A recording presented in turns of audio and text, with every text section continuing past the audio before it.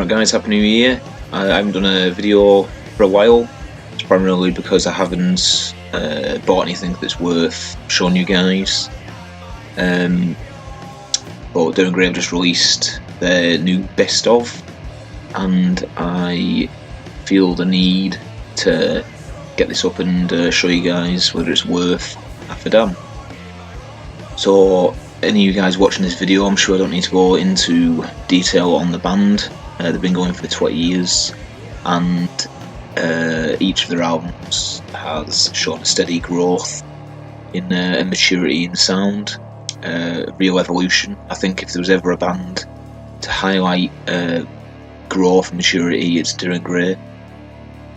The start of the career was like more traditional J-rock sound, with a bit of a difference. You could tell there was a bit of potential with this band. I'm not massive on J-rock, that sort of scene. It's not really for me, but when I first heard their albums, tell, especially from the early days, that there was a potential. And then from album to album, they've just morphed the sound into all kinds of different sounds, dabbling in various styles, and it's been amazing to watch. The last album, RK, came out in 2014, end of 2014, and we haven't had an album from them since. We had Utafumi, the single, in between all that. But for the last few years, they've mainly been working on these tour mode of live DVDs, which basically go into sort of a nostalgic period where they're reviving previous LPs and giving them a contemporary overhaul. If you haven't watched any of them, I suggest that you do it, because they are actually really good live DVDs, and they show a lot of interestingly new perspectives on the songs at hand. But for the most part, the last few years has just seen the band doing that, and not much in the way of looking forward to bring us new music. But it seems that we're at the end of all this period, and we get this 3-disc box set with 44 fan-picked songs. So these aren't ones that are just slapdash singles, although I'll get into it later, but a lot of them do feel pretty safe.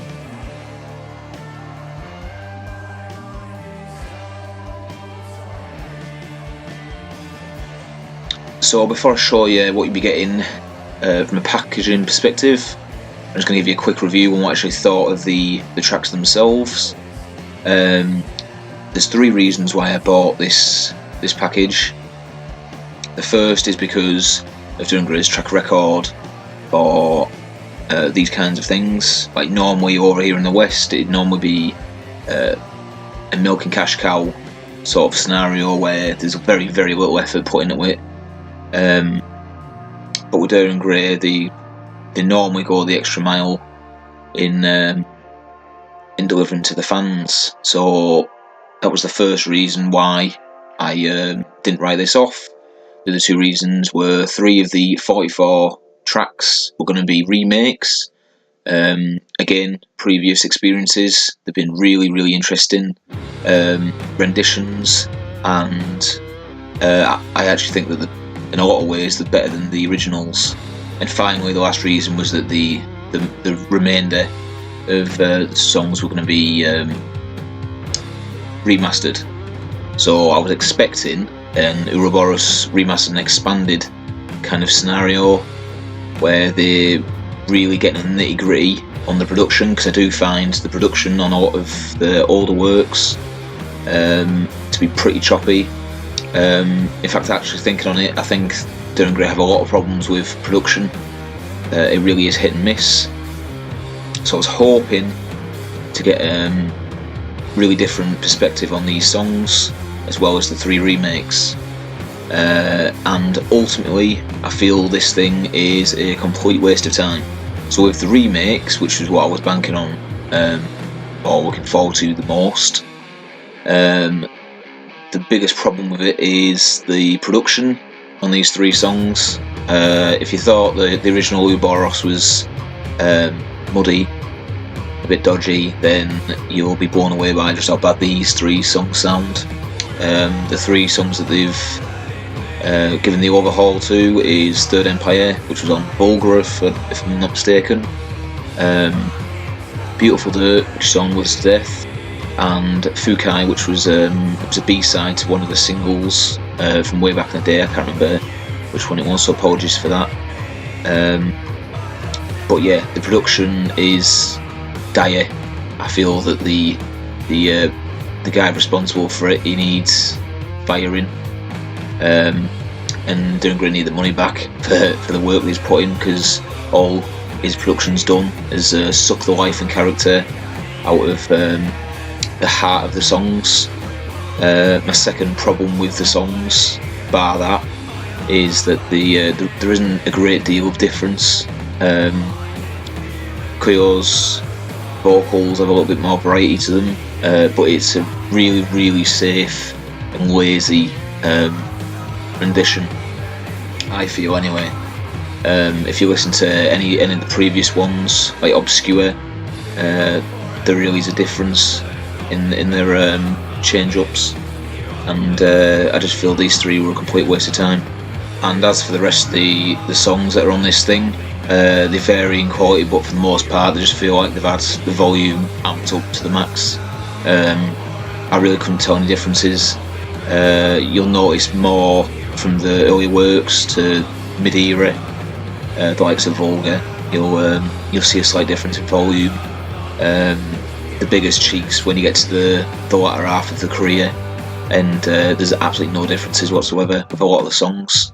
Songs like Shaku Netsu no Yami, apologies for my pronunciation if it's dire, tracks like that, they've used the single version rather than the album version, which I'm not going to lie, I prefer the single release to that song. Same for Different Sense. It seems like they've used the singles versions rather than the album versions. That's the only difference I can see with them sort of songs. But the likes of like Obscure, which came on the Lotus EP, there's absolutely no changes whatsoever. So yeah, greatly disappointing overall in that aspect. So if you're thinking of buying the 3-disc version, ultimately I'd say don't bother. I really would suggest saving your money and support the band in a different way. Check out the reverse special editions, or look at the tour 16-17 Moldorf DVDs, because they're really interesting. There's loads of stuff where you can spend your money to support the band elsewhere, and I really don't see it here. I bought the 4-disc version. I didn't buy the Blu-ray, bought the 3-CD DVD version. And as for the DVD itself, that is equally as disappointing. It comes with 3 music videos for each of the remake tracks. They're pretty good, production's high, interesting visuals, so I can't really fault that. The documentary side, even though with most Duran Grey releases we don't get subtitles, bar certain DVDs, I was really expecting to see subtitles with this documentary, simply because when you put the documentary in its context, this is an album of celebration. We're celebrating the band's career, and I feel that they've alienated anyone who doesn't speak Japanese. Obviously this is an import, I've imported it, but I feel it's really lazy and insulting really to not have subtitles on for fans that don't speak Japanese, not just speaking English, other countries as well. So I just find it shoddy.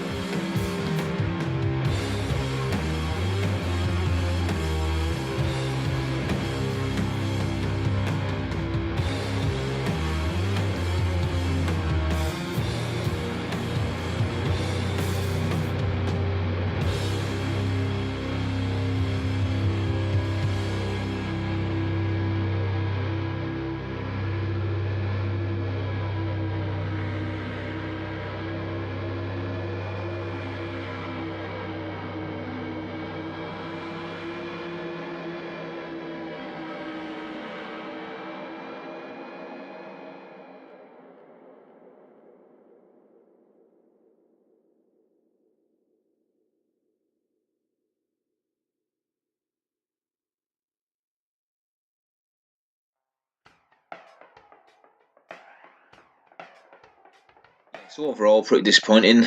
Packaging perspective, I'd say the album's nice looking. The box is sturdy, artwork's nice, photo booklet's decent. I feel it's lacking in knickknacks like stickers and stuff, which you normally get with the releases, so that's a little bit disappointing. But overall, from a physical side of things, it's a nice little box.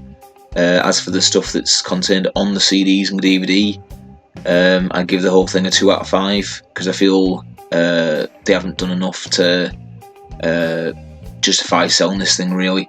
I think it's a bit of an abomination, and I'd advise fans to avoid this. The only thing that I found enjoyment with this was going back to hearing all of the songs in bulk. It really shows how much these guys have grown and evolved over the years. So yeah, that was a nice aspect, but I mean, you can do that with your old albums and just mix with your own playlist to suit. So yeah, that's it. I hope to do some videos soon. Thanks for watching.